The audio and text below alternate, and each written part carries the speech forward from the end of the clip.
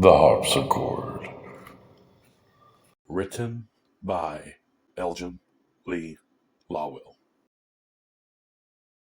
I placed a log on the fire, for it was dying, and as not to disturb the dog which was lying by the fire, I made my way ever so slightly around that night.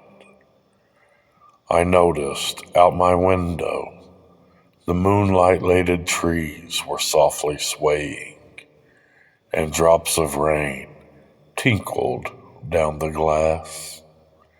Surely, I thought, 'tis a storm brewing, one whose arrival will be all but soothing on my heart, where dreams are looming of a life I'd loved before.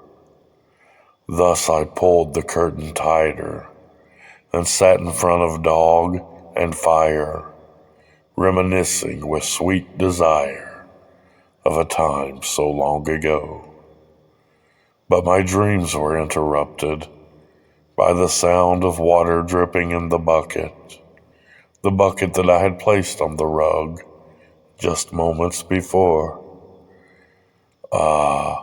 My oil lamp was getting low, and the candles gave little glow, but enough glow to light the varnish on the corner of my harpsichord.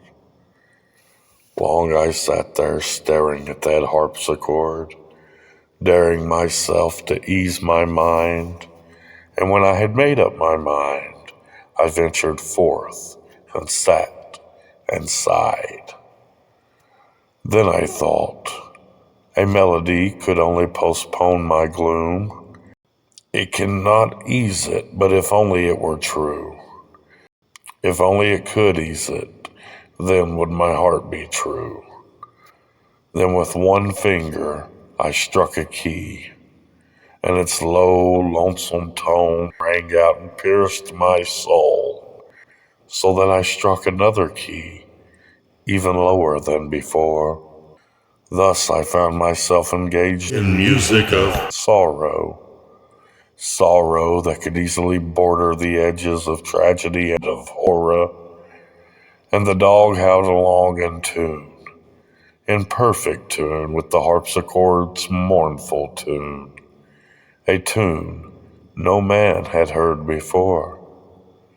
Soon the air grew colder, and I shivered at the shoulder. So I arose and placed another log on the fire. Then I walked to the window and heard the wind bellow, and lightning struck the meadow. Thus my empty heart grew sore.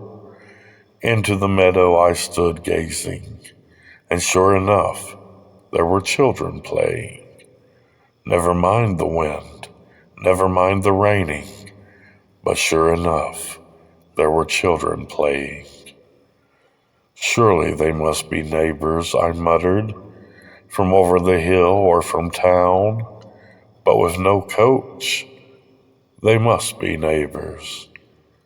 For a while I sat there admiring their laughter, but as for their health, I feared much disaster.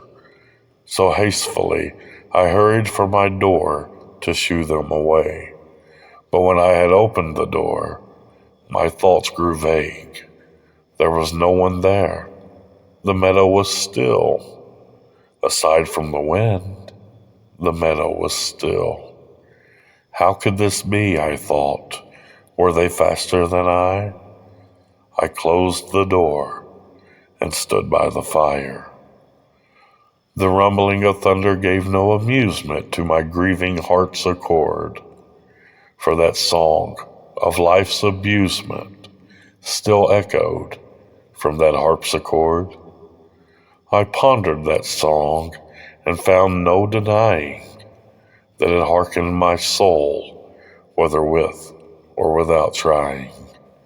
Soon again my fingers were laid upon the keys, and as I took myself to playing, the wind began to increase, and the song, so sorrowful that the angels would mourn, cried out to the heavens from my old harpsichord.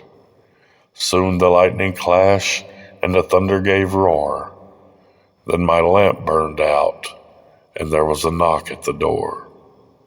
My spine turned cold, my blood ran thin, and after a pause came a knock again. With dreadful hesitation, I stood up from my bench, then lurked to the door, my teeth loosely clenched.